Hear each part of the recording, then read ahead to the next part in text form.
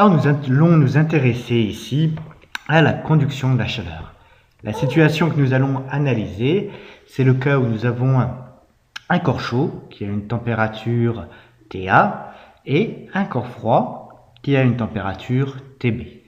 Donc nous allons présenter le corps chaud en rouge, le corps froid en bleu. Entre les deux, on va avoir de la chaleur qui va passer du corps le plus chaud au corps le plus froid. Cette chaleur en mouvement, ça va créer la présence d'un flux de chaleur qu'on va noter phi, et ça correspond à la dérivée de la chaleur par rapport au temps. On voit que la chaleur en A est différente de la chaleur en B.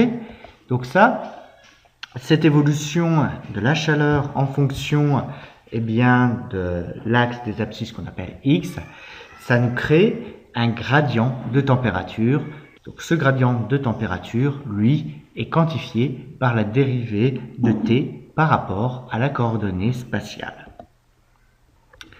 Alors, la loi importante dans le domaine de la conduction, c'est la loi de Fourier. Et cette loi de Fourier, en fait, assez simple. Elle va relier le flux de chaleur, phi, au gradient température. Donc, c'est une relation de proportionnalité. Le flux de chaleur, c'est égal à moins un coefficient lambda fois S, qui est la surface de contact entre les deux corps, multiplié par le gradient de température. Alors cette loi, comme son nom l'indique, elle a été proposée par Joseph Fourier dès le début du 19e siècle. Et elle a été détaillée en 1822 dans l'ouvrage intitulé Théorie analytique de la chaleur. Donc Joseph Fourier, c'est un mathématicien et un physicien qui est né à Auxerre en Bourgogne. Alors le coefficient lambda qui intervient dans cette loi, il s'appelle le coefficient de conductivité thermique. Plus lambda sera grand, plus le matériau va conduire facilement la chaleur. Si lambda est faible, dans ce cas-là, on aura un matériau isolant thermiquement. Alors l'unité de lambda, c'est des watts par mètre par Kelvin ou par Celsius. Alors ça, on peut le retrouver facilement. La loi de Fourier, ça nous dit que le flux, c'est proportionnel à la dimension de lambda, la dimension d'une surface, d'une température divisée par une longueur. Donc, on peut exprimer la dimension de lambda, c'est dimension d'un flux fois dimension d'une longueur divisée par dimension d'une surface et dimension d'une température. Donc la dimension de la longueur c'est L, la dimension de S, L au carré, la dimension de la température c'est θ.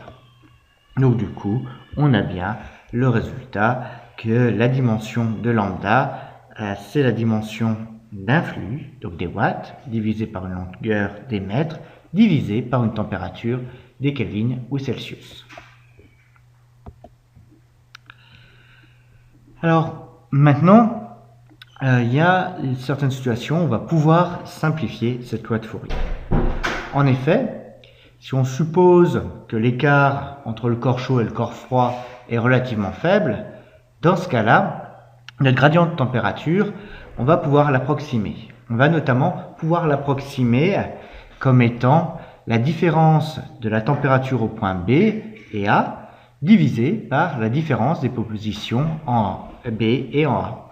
Donc tout ça, ça va nous donner la dérivée de la température par rapport à X qui vaut la température en B moins la température en A, le tout sur l'écart entre les deux points. Donc ici sur notre schéma, c'est l'épaisseur de la zone de contact E.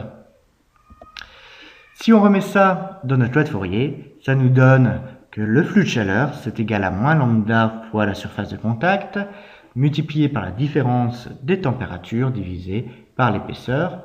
Et une autre façon d'exprimer ça, c'est la température initiale moins la température finale qui vaut l'épaisseur divisé par la conductivité thermique fois la surface multipliée par le flux. Cette relation, on peut la simplifier encore en introduisant le concept de résistance thermique. Cette résistance thermique, c'est le coefficient E sur lambda S.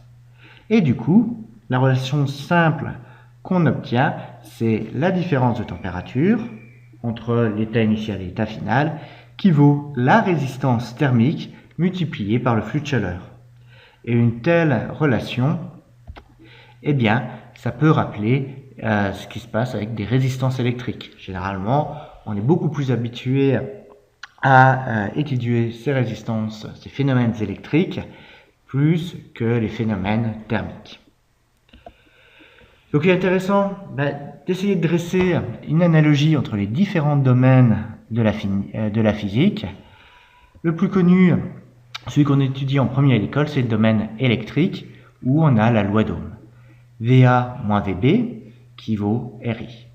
En hydrodynamique, on peut trouver deux autres lois, la loi de Poiseuille ou la loi de Darcy, où on a la pression au point initial moins la pression finale, qui vaut la résistance de Poiseuille ou bien de Darcy, multipliée par le débit.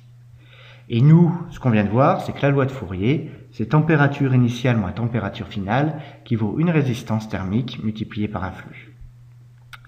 Alors à partir de tout ça, on peut dresser des analogies entre ces différentes quantités physiques. Ainsi, l'intensité électrique, elle aura comme équivalent dans le domaine hydrodynamique le débit volumique. Et dans le domaine thermique, ce sera le flux de chaleur. Maintenant, le potentiel électrique. En hydrodynamique, il correspondra à la pression. Et dans le domaine thermique, à la température. Enfin, concernant la résistance électrique, en hydrodynamique, on aura la résistance de Poiseuille ou de Darcy. Dans le domaine thermique, on aura la résistance thermique. Donc, ce qui est intéressant de voir, c'est les liens qui unissent ces trois domaines, électrique, hydrodynamique, thermique, avec dans chaque cas un flux, donc soit un flux de liquide, un flux de chaleur, ou bien une intensité électrique et rien d'autre qu'un flux d'électrons. On a un potentiel électrique, un potentiel de pression ou un potentiel thermique. Et c'est le potentiel initial moins le potentiel final, c'est relié au flux qu'on considère à travers une résistance. Nous pouvons utiliser cette analogie pour comprendre plus facilement la façon dont la chaleur va se propager d'un corps chaud A à une partie froide B en présence de plusieurs matériaux différents. Ce que nous savons, c'est que les différences de température vont s'ajouter. Ainsi, si on perd 1 degré sur la première tranche, 2 degrés sur la deuxième et 3 degrés sur la troisième, au total, on aura perdu 6 degrés. Concernant le flux thermique, il sera identique dans les trois milieux. Donc tout ça, ça va faire que ce type d'association, on va la qualifier de série de la même manière que dans le domaine électrique, trois résistances qui se succèdent sont parcourues par le même courant et on ajoute les différentes tensions. Ce qui est intéressant, c'est d'essayer de calculer la résistance totale du matériau composé de trois parties. Alors pour chacune des parties, on peut définir une résistance thermique qui va prendre en compte l'épaisseur et le coefficient de conductivité de chacune des tranches. Donc on aura une résistance thermique 1, une résistance thermique 2, une résistance thermique 3. Et si on utilise l'analogie avec l'électricité, le phénomène de conduction thermique qu'on étudie, c'est la même chose que trois résistances électriques posées en série. Et ce qu'on sait, c'est que la résistance totale, dans ce cas-là, c'est tout simplement la somme des trois résistances qu'on considère. Alors le second cas que nous allons étudier, c'est le cas où nos trois matériaux ne sont plus les uns après les autres, mais ils sont les uns au-dessus des autres. Là, on va avoir typiquement une association en parallèle. Alors là, le flux de chaleur, il ne va pas être identique dans les trois matériaux. En fait, le flux de chaleur total, c'est la somme des flux de chaleur qui passent dans chacun des matériaux. Ce qui va, par contre, être identique, ce sera la différence de température entre les deux phases. Ce sera TA moins TB. Si on cherche maintenant la résistance thermique équivalente de cette association, on fait le petit montage électrique équivalent Et quand on a trois résistances RT1, RT2, RT3 qui sont montées en parallèle, eh bien la résistance totale, on l'obtient par ce genre de formule qui nous donne l'inverse de la résistance totale, qui est la somme des inverses des différentes résistances thermiques qui sont mises en jeu.